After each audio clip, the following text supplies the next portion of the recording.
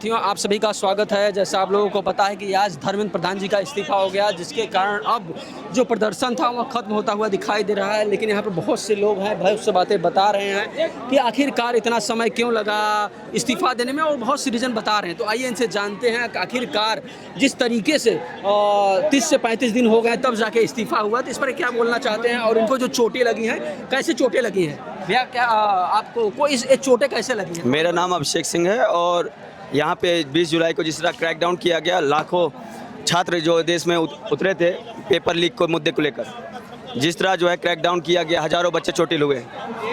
इस देश के लोकतंत्र में जब खतरा आया, तो जब देश के युवाओं को ये पता चला कि खतरा आ चुका है, तब इस देश के जो है युवा जो है सड़कों में आए। आप जिस तरह जो है दमनकारी नीतियाँ अपनाकर जो है आवाज़ दबाना चाह रहे थे, वो इस देश के युवाओं ने नकार दिया है। रही बात जिस तरह ब्रूटली जो है इन्होंने क्रैकडाउन किया, वीमेन पे जो है इन्होंने, फीमेल पे जो है इन्होंने जिस तरह मैन पुलिस ने हैंडल किया, वो बहुत शर्मनाक है। और इस देश के जो युवा है उसने ये बात को मन बना लिया था कि जब तक धर्मेंद्र प्रधान का इस्तीफा नहीं होगा तब तक वो घर वापसी नहीं करेंगे। तो आज धर्मेंद्र प्रधान का इस्तीफा हो गया, अब सब लोग जाएंगे किताब टेबल स्टडी में बैठ के पढ़ाई करेंगे।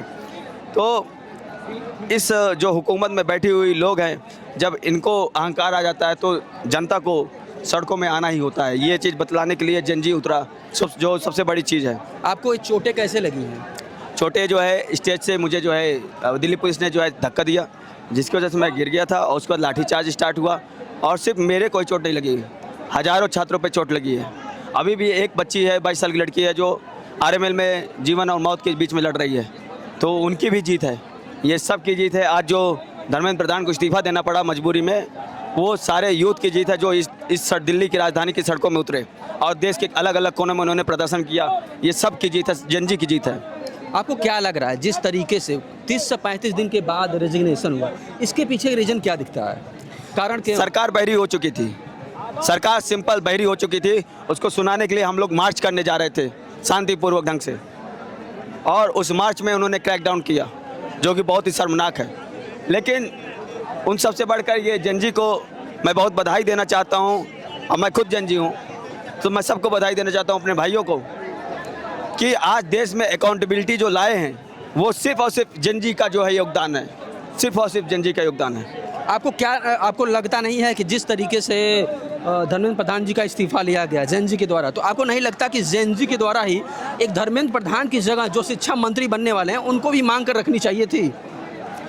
देखो, अकाउंटेबिलिटी आनी चाहिए।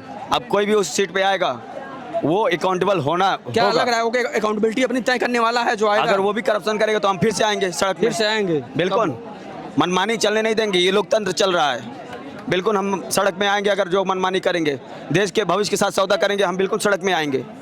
हम अपने भविष्य के साथ सौदा होने नहीं देंगे। इस बात को बतलाने के लिए जनजी सड़क में उतरा हुआ है। आपको क्या लगता है कि इतना सरकार किस कॉन्फिडेंस में थी और क्यों इतना लेट लगा रेजिग्नेशन लेने में? सरकार को अहंकार हो गया था कि जैसे और भी प्रोटेस्ट हो रहे हैं, ये भी प्रोटेस्ट है, लेकिन ये भूल गए इस देश के युवा भगत सिंह, राजगुरु, सुखदेव, सुभाष चंद्र बोस, महात्मा गांधी, डॉक्टर भीमराव अम्बेडकर के विचारों को पढ़ता है। वो इतना आसानी से हार मानने वाला नहीं है, और हार मानने का कोई सवाल ही नहीं था। ये देश हमारा है और हम इस पर पूरा हमारा हक है।